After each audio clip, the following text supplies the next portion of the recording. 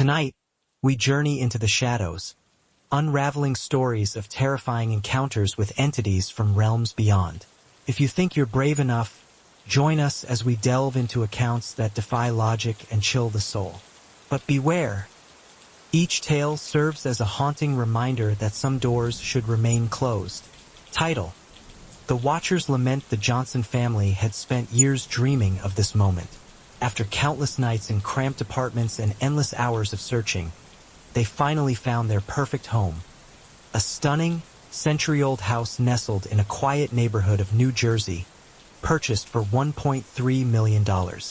With its sprawling gardens, high ceilings, and classic charm, the house felt like a sanctuary, a place where they could finally put down roots and raise their 3 children.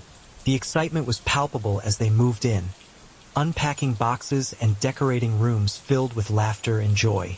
Sarah Johnson, the matriarch, envisioned birthday parties and holiday gatherings in their expansive living room, while Mark, her husband, imagined cozy evenings by the fireplace with their 3 children, Emily, Alex, and Lily. Each child claimed their bedroom, their voices echoing with happiness as they explored every corner of their new home. It was perfect, a dream come true. But as they settled in, a subtle shift in the atmosphere began to surface. What initially felt like a cozy embrace soon morphed into an unsettling chill that lingered just beyond their awareness. Sarah dismissed her initial discomfort, attributing it to the stress of moving. Yet, deep down, she couldn't shake the feeling that something was amiss. It started with the arrival of a letter. The family found it tucked beneath the welcome mat, a simple white envelope without a return address. Intrigued, Mark opened it, revealing a handwritten note that sent a shiver down his spine. "I have been waiting for you. Welcome to the neighborhood. Your family is now part of my history." Mark initially laughed it off as a prank, suggesting that perhaps local teenagers were trying to spook them. But Sarah felt a knot tighten in her stomach. The words seemed ominous, and the thought of a stranger watching them left her uneasy. Days turned into weeks, and the letters kept coming. Each one was more chilling than the last, signed simply as The Watcher. They revealed details that only someone intimately familiar with their lives could know. What time the children left for school, how often they walked the dog, and even their favorite spots in the garden.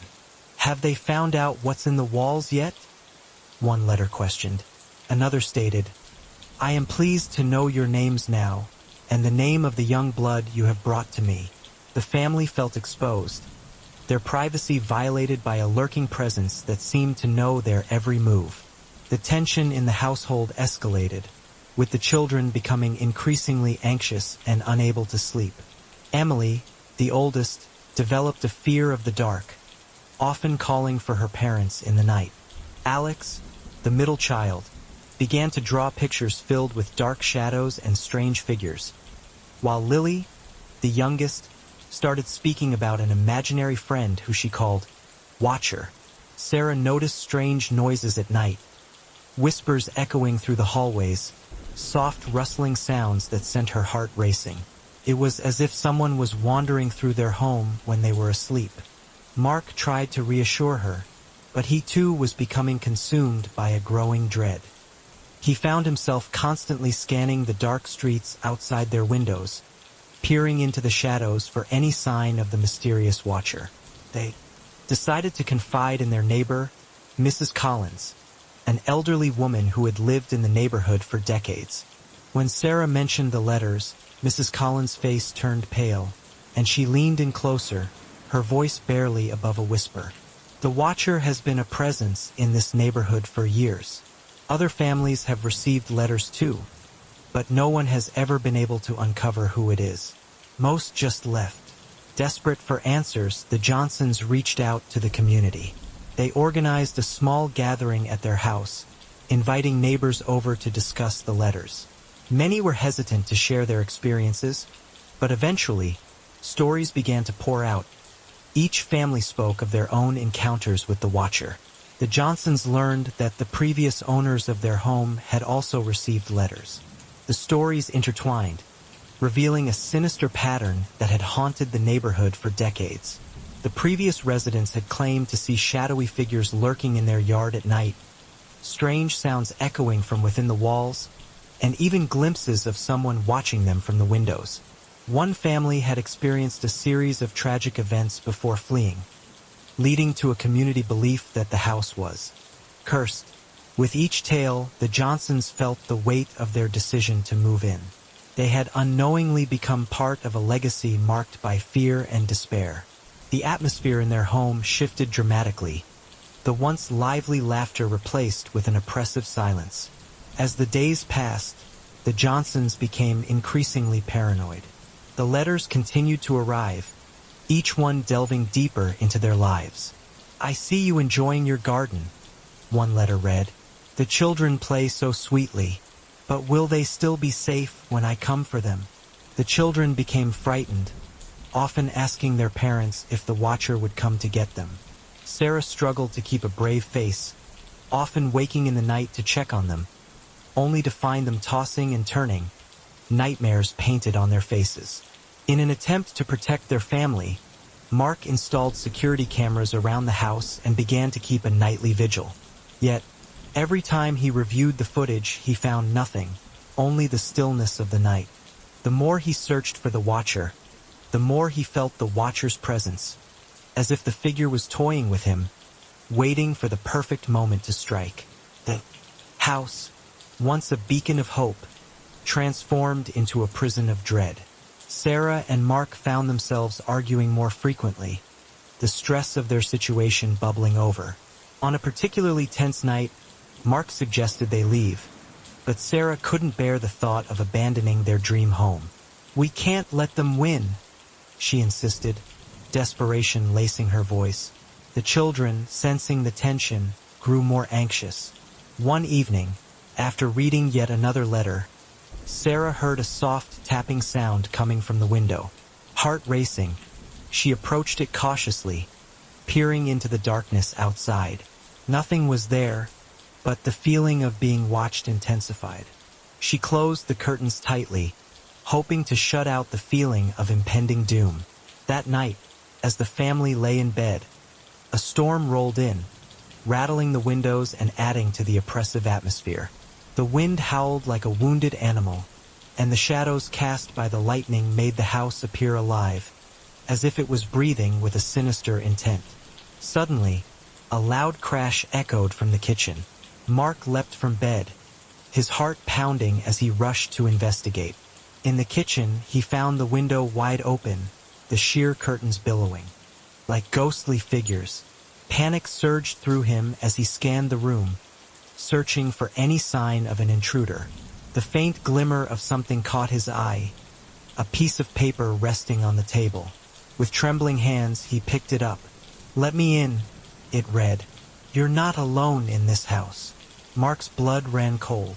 He bolted back to the bedroom, shaking Sarah awake. "We need to leave now," he urged, his voice shaking. But Sarah, exhausted and terrified, refused. "Where would we go? This is our home," she replied, her eyes pleading for understanding. "We have to face this together." As dawn broke, the couple decided to gather their strength. They reached out to the authorities, hoping for help. A police officer arrived, his skepticism palpable as he listened to their tale. "Without concrete evidence, there's little we can do," he said, his tone dismissive. Feeling defeated, the Johnsons returned home, their resolve crumbling under the weight of the situation. That night, as they prepared for bed, another letter slipped through the door. This one was different, more sinister. The letter was a vivid threat. "I know what you fear," it said. "I can see you through the windows, watching you in your dreams. I am the guardian of this house, and your time is running out." The next morning, Mark made a decision that would change everything. He would confront the watcher not just for his family, but for the sake of all the families who had come before them. Gathering a few neighbors who had also been affected, they decided to form a watch group, patrolling the area and documenting any unusual occurrences. Their first night out was filled with tension, the air thick with anticipation. As they walked the darkened streets, a sense of camaraderie began to build, yet fear lingered just below the surface. Suddenly, one of the neighbors shouted, pointing toward a shadowy figure standing at the edge of the property. "Who are you?" Mark shouted, his voice echoing in the night. But the figure turned and vanished, leaving only silence in its wake. The following days blurred into a haze of paranoia. The group met nightly, sharing their findings and supporting one another. They realized that the Watcher was not merely a ghost of a past family, but a manifestation of something far more sinister. A force that fed on fear and despair. Desperate to uncover the truth, Sarah began digging deeper into the house's history. She visited the local library, poring over old newspapers and archives. What she found was shocking. A string of tragedies linked to the house, each family forced to leave, each story filled with sorrow. One story struck her particularly hard. A family that had lost a child under mysterious circumstances. It was said that the house had been built on land that was once a burial ground, a place where secrets lay buried. Armed with this knowledge, Sarah returned home, determined to confront the Watcher. They had to take control of their lives and reclaim their home from the darkness that had taken hold. On a night thick with tension, the Johnsons gathered in the living room, ready to face whatever lay ahead. Mark set up the cameras while Sarah placed the letters in front of them. "We have to be brave," she told the children, her voice steady. "We're not alone in this." As midnight approached, the atmosphere grew electric. The children held onto each other, eyes wide with fear. Suddenly, the power flickered and went out, plunging them into darkness. "Mom! Dad!" Emily cried out. "Stay close," Mark shouted, but the darkness enveloped them, shadows twisting and turning as fear seeped into every corner of the room. Then, a soft whisper echoed through the house, the words barely audible but filled with a chilling familiarity. "You've made a grave mistake." In that moment, the door swung open, revealing a figure cloaked in shadow. The room filled with an icy breeze, and as the children huddled together, Sarah's heart raced. "What do you want from us?" Mark shouted, stepping forward. The figure remained silent, its presence heavy in the air, a malevolence that felt ancient and unyielding. "Do you not see?" The voice finally spoke, echoing through the hallways. "This house has been waiting, longing for a family to embrace its darkness. You are nothing but pawns in a game far greater than you can understand." Terror gripped Sarah as she clutched her children closer. "We will not be your pawns," she cried defiantly, her voice rising above the chaos. The figure lunged forward, and in that instant, Mark grabbed the nearest object, a candlestick, and hurled it at the shadow. It shattered against the wall, leaving a crack that seemed to pulse with energy. The shadowy figure dissipated, but the air felt thick with dread. "You cannot escape the past," it hissed before vanishing completely. In the aftermath, the Johnsons realized that their battle was far from over. Though the immediate threat had retreated, the sense of unease lingered. They began researching the history of the land itself, uncovering dark secrets and forgotten tragedies that needed addressing. With the support of their neighbors, they organized a community meeting, sharing their findings and exploring ways to reclaim their home and neighborhood. The letters from the Watcher continued, but now they felt emboldened, ready to face whatever lay ahead.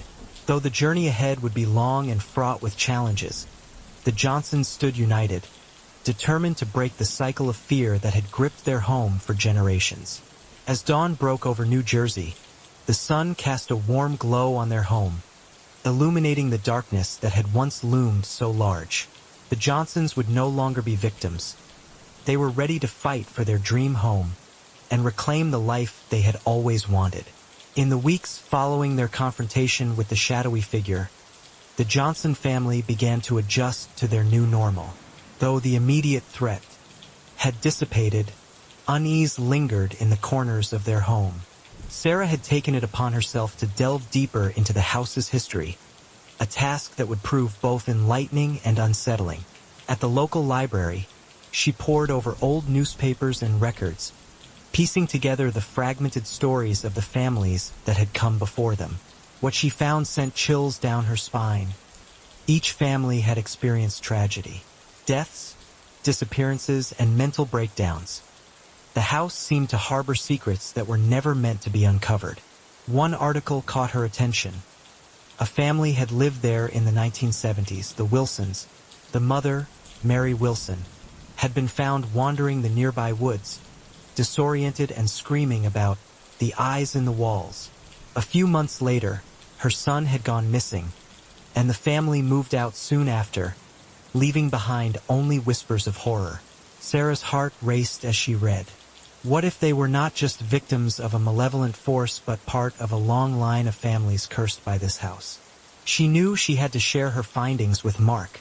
That evening, as the sun dipped below the horizon, painting the sky in hues of orange and purple, Sarah gathered Mark and the children in the living room.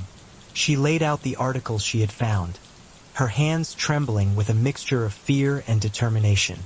"Look at this," she urged, pointing to the article about Mary Wilson. "This house has a dark history. We need to know what we're up against." Mark's brow furrowed as he scanned the papers. What if we're just reading too much into it? We faced the Watcher, and we're still here. Sarah shook her head. It's not just about the Watcher. It's about the house itself. We need to understand it. We owe it to our family. The children listened quietly, their eyes wide with concern. Emily, the oldest at 12, spoke up. "What if the Watcher comes back? What if it's not just a person? We'll protect each other?" Mark replied firmly, though he felt a knot tighten in his stomach. As the days passed, Sarah's research led her to a historian specializing in local folklore, a woman named Nora who ran a small antique shop. Nora's eyes widened when Sarah shared her findings. "Many believe the land was cursed long before the house was built," she explained. "There are stories of rituals performed by the original inhabitants, dark practices meant to bind spirits to the earth. If a family disturbs those spirits, the results can be catastrophic." Sarah felt a shiver run down her spine. "What can we do to break this curse?" Nora hesitated. "You must uncover the truth of the land. Only then can you hope to find peace. But be careful. Some truths are better left buried." As Sarah left the shop, the weight of those words hung heavy in the air. That night, she dreamt of the house, the walls pulsating with energy, whispering secrets she could not understand. In the following weeks, Sarah and Mark found themselves at odds. Mark believed they should stop digging into the past and focus on their family. "It's affecting the kids, Sarah. They're scared, and we can't live like this," he argued one evening. "But if we don't face this, it will never go away." Sarah shot back, her frustration bubbling over. "You saw what happened before. We have to confront it." Emily and Jake, caught in the crossfire, exchanged worried glances. Jake, the youngest at 8, finally broke the silence. "Can't we just be normal? I don't want to be scared anymore." Sarah's heart sank. "I know, sweetie, but I need you both to understand. We can't just pretend everything's okay." The tension in the house thickened, and as the children retreated to their rooms, Sarah felt the weight of their fear. They were all haunted, but she was determined to push through, convinced that the answers lay hidden in the dark corners of their home. One night, as the family settled in for bed, Sarah heard a faint whispering, like a child calling out in the dark. She crept out of her room, drawn by the sound, her heart racing. "Emily?" she called softly. The whispering grew louder, more insistent, pulling her toward the basement door.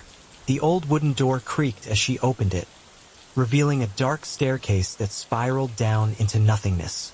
The whispers beckoned her, and she hesitated, fear gripping her. Just as she was about to turn back, she heard it again, a child's voice. "Help me?" Without thinking, she descended the stairs, each step echoing in the silence. The air grew colder, and the whispers transformed into unintelligible murmurs, sending chills down her spine. At the bottom of the stairs, she found a small, dusty room. The walls were lined with old toys, broken and abandoned, the air heavy with dust and memories. In the center of the room sat a rocking chair, gently swaying as if someone had just been there. "Who's there?" she whispered, her voice trembling. The chair stopped moving, and a sudden rush of wind swept through the room, extinguishing her flashlight. Darkness enveloped her, and panic set in. She stumbled backward, desperately searching for the stairs. The next morning, shaken but resolute, Sarah recounted her experience to Mark. "I heard a voice, Mark. A child's voice. I think there's something down there. Something trapped." Mark's expression darkened. "You have to stop this, Sarah. It's not safe to keep looking. We've already faced enough." But Sarah refused to back down. "If there are spirits down there, they need our help. We can't leave them in torment." With a heavy heart, Mark relented. "Then let's go down together. But we're setting boundaries. We'll do this safely." As dusk approached, they gathered the children and made their way to the basement. Emily clung to Jake, her eyes wide with fear. "Stay close and don't wander off," Mark instructed, leading the way. The air grew thick with tension as they descended the stairs. The whispering returned, and the temperature dropped sharply. "Mom!" Emily's voice trembled. "I don't like this." "Neither do I, sweetheart," Sarah admitted, her heart racing. "But we need to know what's happening here." In the dim light, they entered the small room, and Sarah's heart sank. The rocking chair was still, but the atmosphere felt charged, as if something were watching them. "Is anyone here?" Sarah called out, her voice echoing eerily. For a moment there was silence. Then, a faint giggle pierced the air. "Who's there?" Mark demanded, stepping protectively in front of the children. The laughter grew louder, echoing off the walls, filling the room with a chilling presence. Emily gasped, pointing to the wall. "Look!" They all turned to see a faded drawing etched into the wall. A child with hollow eyes and a wide smile, surrounded by shadowy figures. "What is this?" Sarah breathed, stepping closer. The whispers intensified, drowning out her thoughts. "Help us! Help us!" Mark grabbed Sarah's arm, pulling her back. "This isn't right, Sarah. We need to leave." But Sarah couldn't tear her gaze away. "No, we can't leave them here. They're trapped." Suddenly, the room shifted, the air crackling with energy. A figure began to materialize before them, its features blurred and indistinct, but the essence of a child was unmistakable. "Please, help me," the figure whispered, its voice filled with sorrow. Emily clutched Jake tightly, fear evident in her eyes. "Mom, I'm scared." "Stay close," Sarah urged, stepping forward. "What happened to you?" The figure flickered, revealing a face that was both familiar and haunting. A face resembling the child in the drawing. "I can't go home. I can't find my way." "Who are you?" Mark asked, his voice trembling. "I'm Lily. I used to live here. I just want to go home," the spirit said, her eyes filled with desperation. As Lily's story unfolded, the family learned that she had disappeared decades ago, lost in the woods surrounding the house. Her spirit had been trapped, unable to find peace. "We have to help her," Sarah whispered, tears brimming in her eyes. "But how?" Lily pointed toward a small box hidden behind the rocking chair. "My treasure. It's buried. You must find it." "What treasure?" Mark asked, skepticism lacing his tone. "It's the key to setting me free," Lily said, her voice fading as the shadows began to encroach. With newfound determination, Sarah nodded. "We'll find it. We promise." As they climbed back up the stairs, Sarah's mind raced. If they could uncover the truth of Lily's disappearance, perhaps they could finally put the restless spirits to rest. The next day, armed with shovels and flashlights, the family set out to search the woods for Lily's treasure. Mark remained hesitant, glancing nervously at the trees that towered overhead, casting ominous shadows across their path. "We're not going to find anything out here," he muttered, trying to suppress his rising anxiety. But Sarah was resolute. "We have to try. For Lily." The deeper they ventured into the woods, the more the atmosphere shifted. The air grew thick with anticipation, and the sounds of the forest seemed to quiet, as if nature itself was holding its breath. Hours passed as they scoured the ground, their hopes dwindling with each failed attempt. Just as despair threatened to settle in, Emily stumbled upon a weathered wooden box, partially buried beneath the roots of a gnarled tree. "Mom, I found something," she called, excitement lacing her voice. As the family gathered around, Sarah's heart raced. She knelt beside Emily, brushing away the dirt to reveal a small, intricately carved box. Its surface was adorned with symbols that seemed to pulse with a strange energy. "What do you think is inside?" Jake asked, his eyes wide with curiosity. "Only one way to find out," Sarah replied, carefully prying the lid open. Inside, nestled in soft velvet, lay a collection of trinkets. Old coins, a locket, and a faded photograph of a young girl. It was Lily, her smile radiant, surrounded by a family that looked so happy.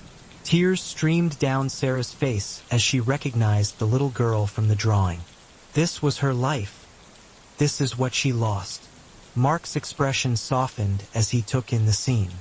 "Maybe this is the closure she needs," he said quietly. As they held the items, the air around them began to shift, the shadows coiling tighter. "Lily, we found it.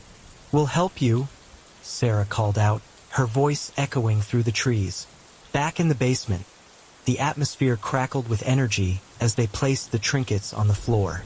"We have to create a space for her," Sarah instructed, arranging the items in a circle. As the last piece was set in place, a soft glow enveloped the room, illuminating the dark corners that had once been filled with fear. The whispers grew louder, echoing the promise of freedom. "Lily," Sarah cried out, "we found your treasure. You can be free now." The figure of the girl materialized once more, a look of pure relief washing over her face. "Thank you. Thank you for helping me find my way home." With a gentle smile, Lily extended her hand, and the shadows around her began to dissolve, lifting the heavy air of sorrow that had long shrouded the room. As Lily's spirit began to fade, the atmosphere shifted, light flooding the space. "You have given me peace. Now you must find your own," she whispered, her voice echoing in the silence. With one last look, she vanished, leaving behind an air of serenity. The room felt lighter, and the oppressive shadows that had once lingered began to recede.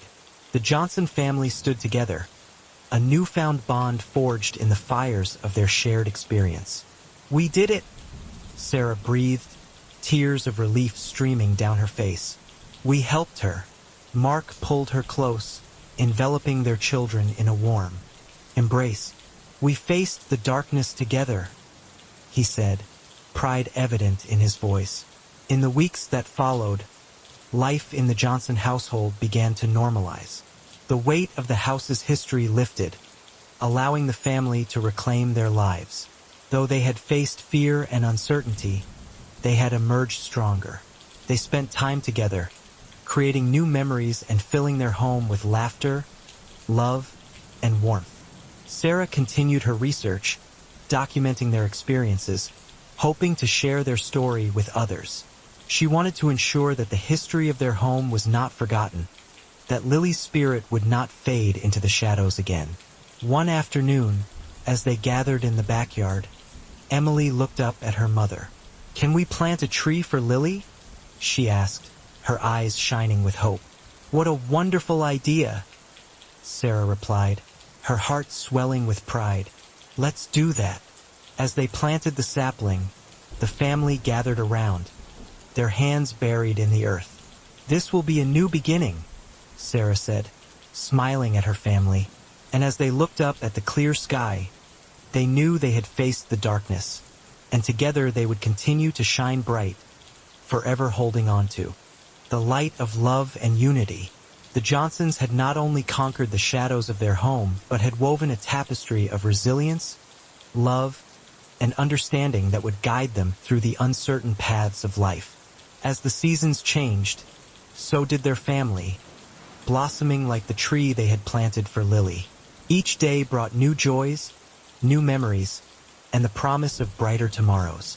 No longer haunted by the past, they looked forward to the future, their hearts filled with hope and the knowledge that together, they could overcome anything. In the weeks following the encounter with Lily's spirit, the Johnson family began to settle into a routine. The oppressive weight that had once hung over their home seemed to dissipate, leaving behind a fragile peace. Yet, despite the calm, Sarah often felt an unsettling presence lingering in the corners of their lives. Mark, trying to maintain normalcy, suggested they host a family gathering to celebrate their newfound freedom from the hauntings. "Let's invite your parents over," he said one evening, his tone optimistic. "It'll be good for the kids." The thought of inviting family stirred a mixture of excitement and dread in Sarah. She wanted to believe that their troubles were over, but a part of her remained vigilant, wary of the shadows that could still linger in the house. On the night of the gathering, laughter filled the Johnson home as relatives exchanged stories and enjoyed the warmth of family connection. Sarah felt a fleeting moment of happiness, but as the evening wore on, the atmosphere began to shift. The lights flickered, and an unexpected chill swept through the living room. Sarah exchanged glances with Mark, the air heavy with unspoken fears. As the adults chatted, Emily and Jake ran off to play in the basement. Moments later, Sarah heard a distant scream followed by silence. Panic surged through her as she rushed down the stairs, heart pounding. "Emily! Jake!" she called, but the only response was an unsettling stillness. She flicked the light switch, but the bulb buzzed ominously before plunging the basement into darkness. Mark followed Sarah down, his face pale with concern. "What happened?" he asked, his voice strained. "I don't know. They were just here," Sarah replied, fear gripping her heart. Together, they searched the basement, their flashlights cutting through the darkness, illuminating old furniture and cobwebs. Then they heard it, a soft whisper, echoing in the shadows. "Help me?" It was faint, but it sent chills down Sarah's spine. "They must be playing a prank," Mark suggested, but his eyes betrayed his anxiety. "No, this is different," Sarah whispered, her instincts screaming at her to find their children. "We have to look upstairs." As they ascended the stairs, Sarah's mind raced with possibilities. What if the darkness they had thought they had conquered was merely waiting for an opportunity to strike again? They found Emily and Jake huddled in the corner of the hallway, faces pale and eyes wide with fear. "Mom! Dad!" Emily cried, rushing into Sarah's arms. "What's wrong?" Sarah asked, brushing the hair from her daughter's face. "We saw her," Jake stammered. "The girl from the basement. She was trying to talk to us." "Lily." Mark's voice faltered as he exchanged a worried glance with Sarah. "We don't want to see her again," Emily cried, tears streaming down her cheeks. "Let's get you two settled," Sarah said, her heart heavy. "We'll figure this out together." In the following days, Sarah immersed herself in research, digging through the house's history. She uncovered chilling accounts of Lily's tragic fate, her disappearance linked to a series of other local children who had vanished without a trace. With each new piece of information, the pieces of the puzzle began to fit together, but the more she learned, the more the shadows began to close in around her.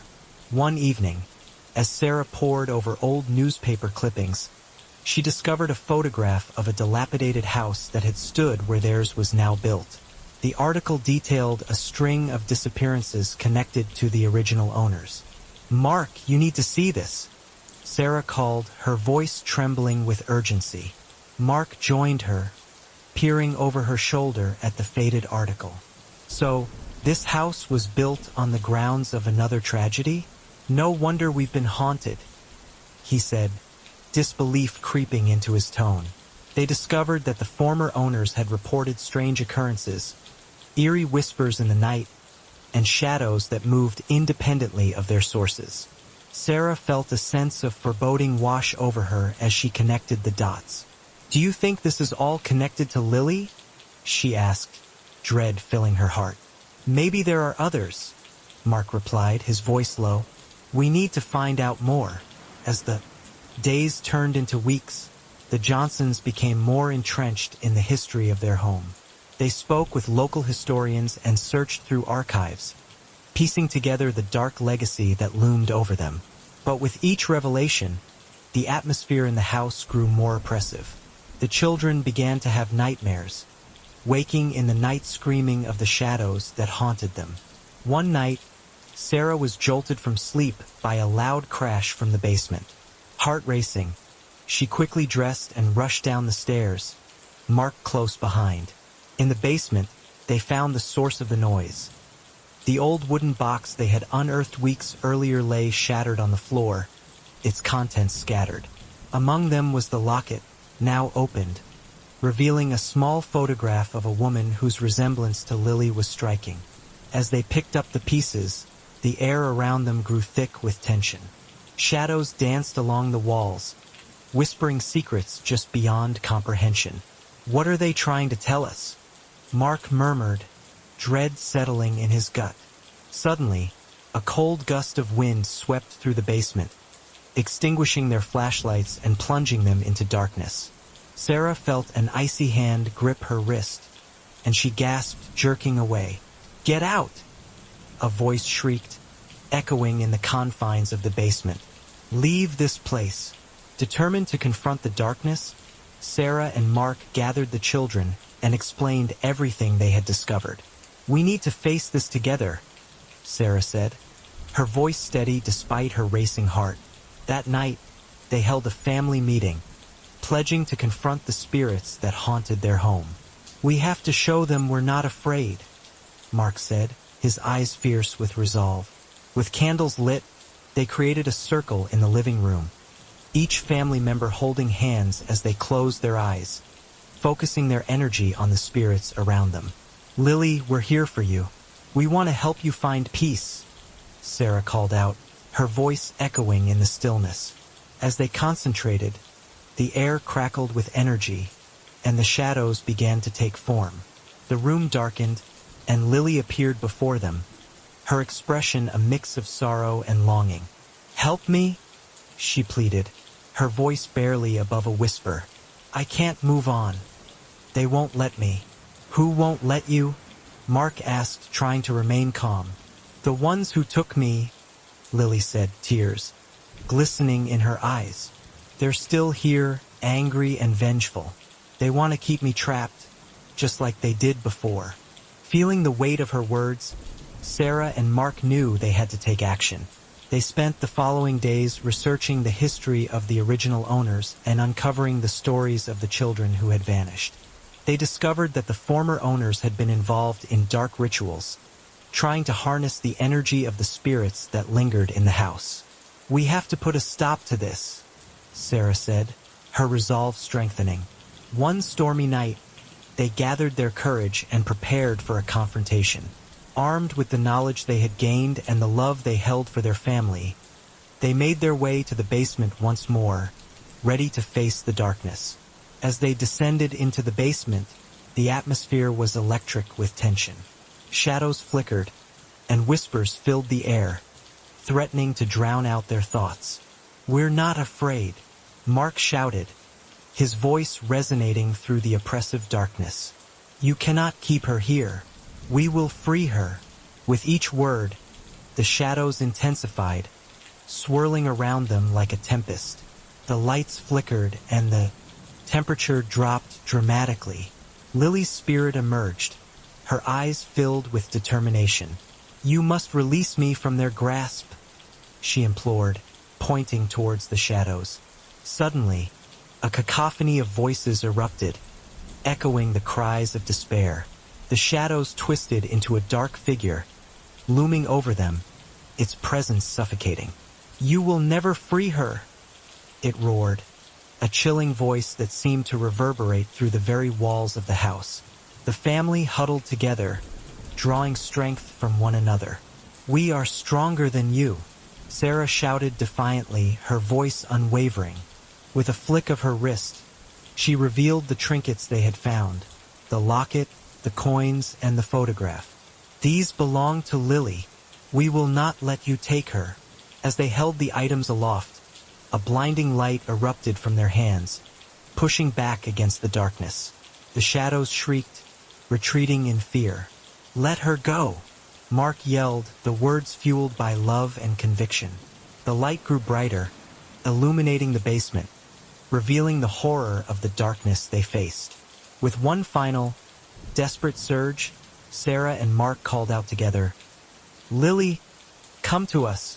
We will protect you." As their voices intertwined, the light consumed the shadows, shattering their grip on Lily's spirit.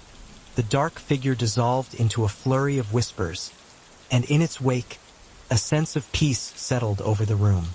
As the darkness faded, Lily's spirit transformed, her face softening into a serene expression. "Thank you," she whispered, her voice now gentle. "You have set me free." With a final smile, she vanished, leaving behind a warm glow that enveloped the family. The basement, once a place of fear, now felt alive with hope. In the days that followed, the Johnson family began to rebuild their lives. The weight of the house's history lifted, replaced by a sense of renewal. They held onto the lessons learned, cherishing the memories of their encounter with Lily. Though the shadows had receded, Sarah knew they would always carry a part of the experience with them. They had faced their fears and emerged stronger, bound by love and resilience. As they stood in their living room, basking in the warmth of the sunlight streaming through the windows, Sarah whispered a silent promise to Lily. They would honor her memory by ensuring that no darkness would ever overshadow their family again. The Johnson family had conquered the haunting that had plagued them, but the journey had taught them valuable lessons about love, courage, and the importance of confronting the shadows of the past. They moved forward together, united by their shared experience and a renewed appreciation for the light that shone in their lives.